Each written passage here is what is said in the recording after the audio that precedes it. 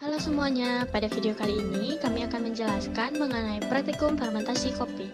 Adapun anggota kelompok yang terlibat dalam praktikum dan pembuatan video ini yaitu Ibu Tu Ardi Suryanto Wibawa dengan NIM 1813003, Igusti Agung Ayu Indah Sukmahendri dengan NIM 181308104, dan Dewa Ayutaya Amanda dengan NIM 181308105. Kami merupakan mahasiswa dari Prodi Kimia Universitas Pendidikan Ganesha. Pada video ini akan dilakukan dua uji, yaitu uji organoleptik dan uji GCMS. Adapun alat yang digunakan yaitu timbangan, aluminium foil, wadah fermentasi, plastik, blender, saringan, centrifuge, sonikator, Erlenmeyer, dan GCMS. Bahan yang digunakan yaitu biji kopi Arabica, ragi roti, dan metanol. Setelah menyiapkan semua alat dan bahan yang diperlukan, langkah pertama yang dilakukan yaitu timbang masing-masing 100 gram biji kopi sampel dan biji kopi kontrol. Setelah ditimbang, cuci biji kopi pada air mengalir hingga bersih, kemudian ditiriskan. Langkah selanjutnya yaitu timbang ragi roti yang akan digunakan untuk fermentasi sebanyak 10 gram.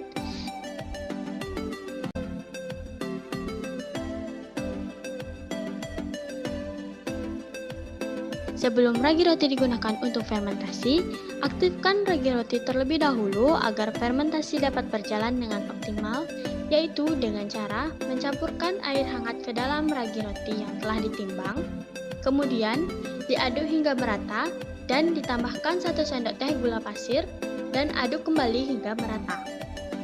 Diamkan ragi roti kurang lebih selama 5-7 menit sampai timbul busa yang menandakan bahwa ragi roti telah aktif dan siap digunakan untuk fermentasi.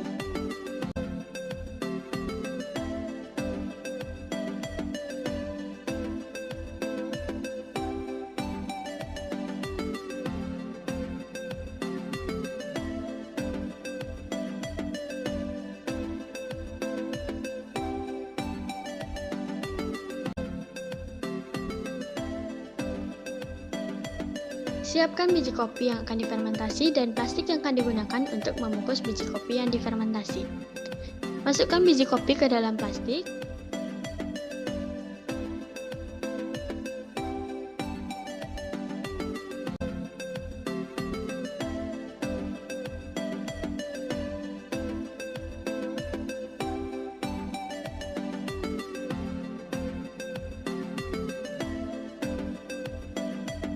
Kemudian ragi roti yang telah diaktifkan tadi dimasukkan ke dalam plastik yang telah berisi biji kopi. Setelah biji kopi dan ragi roti masuk ke dalam plastik dan sudah tercampur rata, ikat plastik dengan benar agar tidak ada udara yang masuk. Setelah itu, masukkan plastik yang telah berisi biji kopi sampel ke dalam wadah tertutup agar fermentasi dapat berjalan lebih optimal.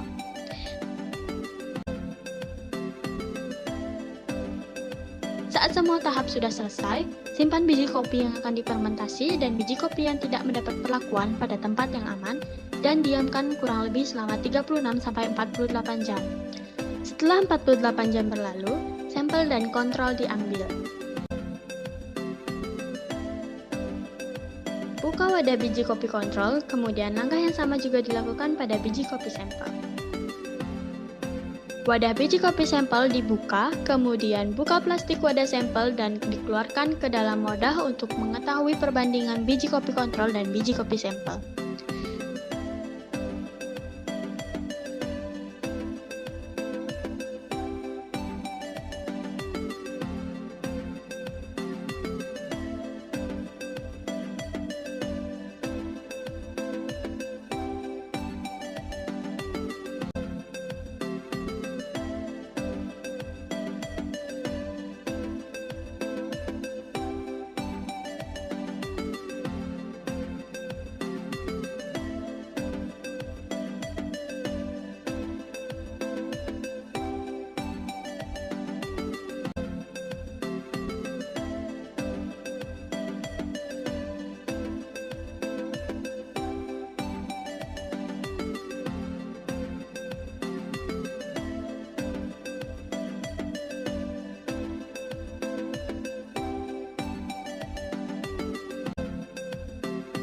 Berikut merupakan perbandingan antara biji kopi sampel dan biji kopi kontrol yang dapat dilihat perbedaannya dari warna biji kopinya.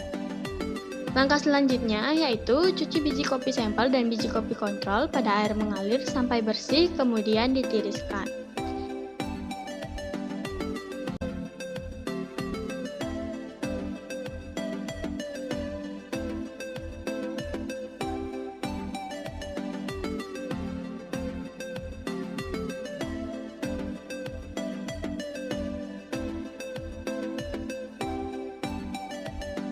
Setelah dilakukan penirisan, timbang masing-masing biji kopi kontrol dan biji kopi sampel untuk mengetahui kadar airnya.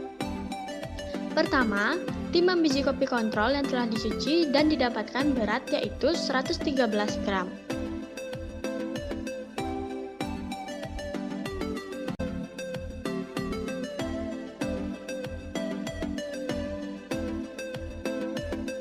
Selanjutnya, timbang biji kopi sampel yang telah dicuci dan didapatkan berat yaitu 152 gram.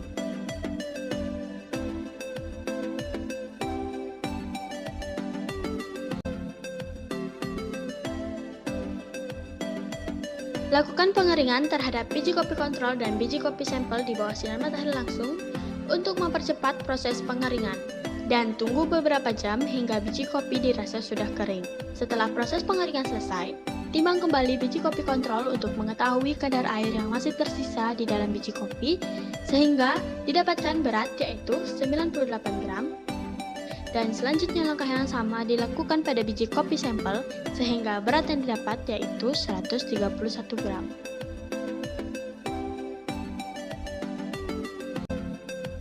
Langkah selanjutnya yaitu sangrai biji kopi sampel dan biji kopi kontrol selama beberapa jam sampai didapatkan warna biji kopi yang berwarna coklat kehitaman.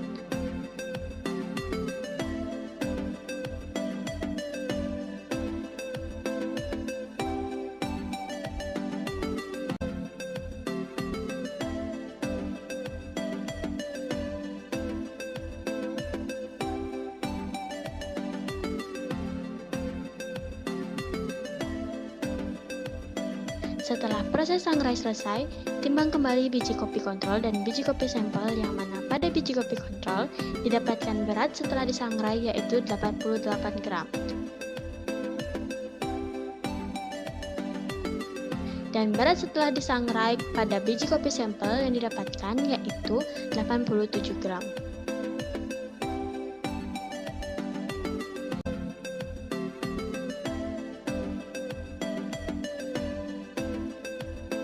Selanjutnya, haluskan biji kopi kontrol dan biji kopi sampel untuk mendapatkan bubuk kopi yang siap untuk dikonsumsi. Pertama, siapkan biji kopi yang telah disangrai kemudian dimasukkan ke dalam blender.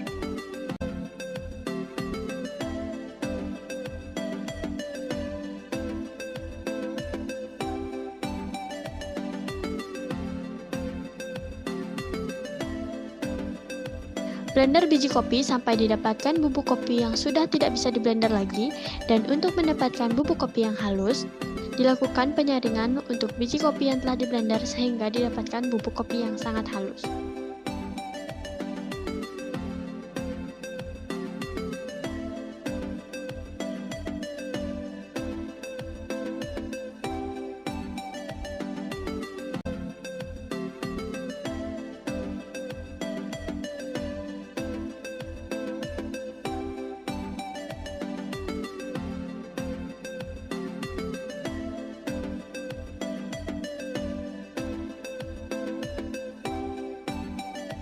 Setelah didapatkan bubuk kopi kontrol dan bubuk kopi sampel, lakukan kembali penimbangan terhadap bubuk kopi yang telah didapatkan, yang mana pada kontrol didapatkan bubuk kopi seberat 33 gram, dan pada sampel didapatkan bubuk kopi seberat 39 gram.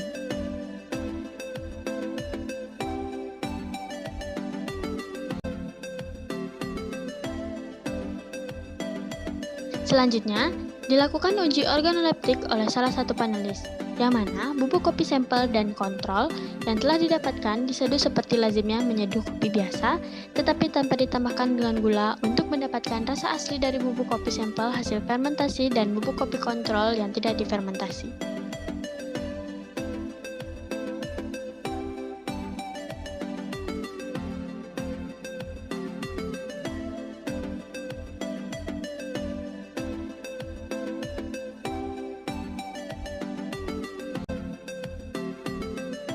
uji organoleptik yang pertama dilakukan yaitu panelis mencium aroma yang keluar dari kopi kontrol, kemudian kopi diminum untuk mengetahui rasa asli dari kopi kontrol yang tidak mendapat perlakuan tersebut.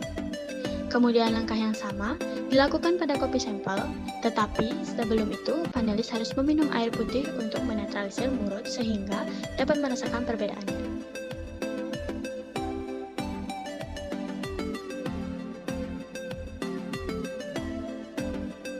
Bubuk kopi kontrol dan bubuk kopi sampel yang telah didapatkan sebelumnya dibawa ke laboratorium untuk dilakukan tahap sonikasi.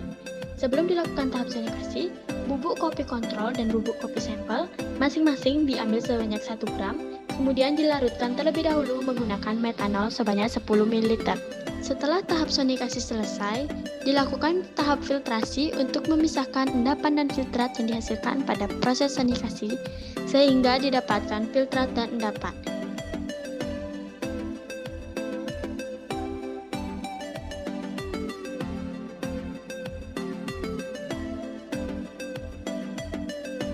Filtrat tersebut kemudian dimasukkan ke dalam wadah untuk dilakukan proses centrifuge. Adapun tujuan dari centrifuge tersebut yaitu untuk memisahkan cairan dengan partikel terhadap densitas layarnya. Setelah tahap centrifuge selesai, filtrat tersebut dipindahkan ke dalam wadah yang kedap udara untuk dibawa ke laboratorium forensik Denpasar yang selanjutnya dilakukan uji GCMS. Pada uji GCMS tersebut, kopi sampel dan kopi kontrol diuji untuk mengetahui senyawa yang terkandung pada kopi sampel dan kopi kontrol tersebut.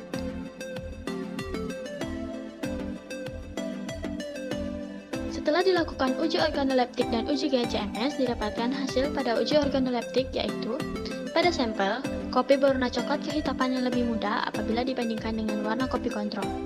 Aroma kopi yang dihasilkan seperti bau jeruk atau fruity. Kopi yang telah difermentasi memberikan rasa yang sangat asam dan sedikit rasa pahit tanpa adanya rasa manis. Sedangkan pada kopi kontrol, kopi berwarna coklat kehitaman yang sangat pekat apabila dibandingkan dengan warna kopi sampel. Aroma kopi yang dihasilkan seperti bau coklat. Kopi yang tidak mendapatkan perlakuan atau tidak difermentasi tersebut memberikan rasa pahit tanpa adanya rasa asam dan rasa manis. Kemudian, hasil yang didapatkan pada uji GCMS yaitu pada uji GCMS sampel, terdapat 17 peak atau 17 puncak yang muncul dengan waktu retensi yang berbeda-beda dan senyawa kafein muncul pada menit ke 17.531.